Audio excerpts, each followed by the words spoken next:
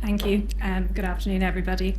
Just wanted to introduce ourselves. So I'm Kirwan. I'm a social worker on the bereavement team in Our Lady's Hospice in Harold's Cross. So my colleague Aoife is on the palliative care team and social work team in Harold's Cross as well.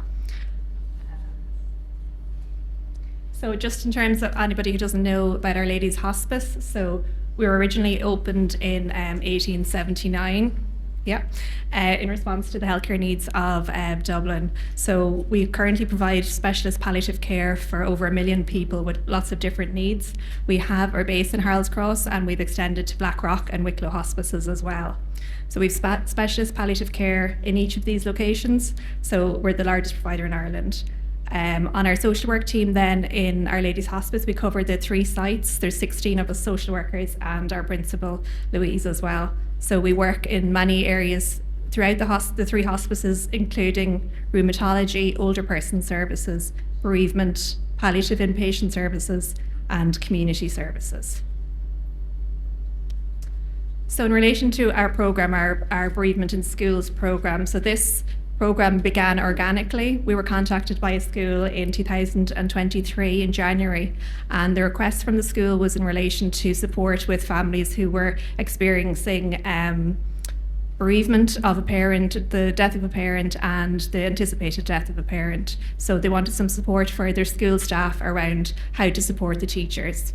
So within the team ourselves, we came to the decision that this programme would be best facilitated by somebody from the bereavement team and somebody from the palliative care team. And that's, I suppose, how it came about. So we prepared our presentation then just to help the staff to support the children along their journey through anticipatory grief and bereavement. I suppose within the social work team, we're already well aware that lots of people within the school community, the students, parents, teachers and staff are all affected directly by bereavement themselves throughout their lives.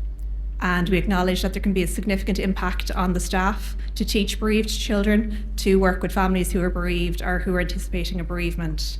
And that additional support may be required at the time of bereavement, but it also may be required into the future for this family.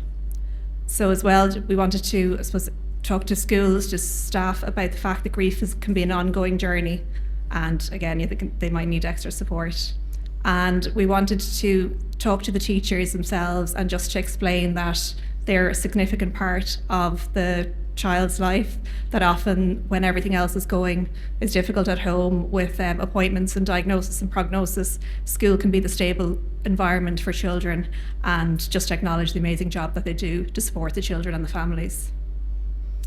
Our programme is backed by policy and legislation. Everybody, I'm sure, is well aware of the Irish Childhood Bereavement Care Pyramid. So where we come in then is on level 2. So that's many bereaved children will have needs that may be met by their family within their community, including schools. So I suppose that's where we were embedded within. And then within the standards for supporting bereaved children and young people, they acknowledge the importance of schools within the local community as well, and that most children and young people spend a lot of time in school and they need access to support within the school from the school staff. So our development of the programme then, once we had done our first presentation, we realised this is something that maybe we could develop. And from there, we decided to contact the local primary schools in the Harold's Cross area where we're based. So we identified that the purpose of the school programme was to inform the school that support is available for staff around issues of anticipatory grief and bereavement, and we wanted as well to raise the profile of Our Lady's Hospice in the community.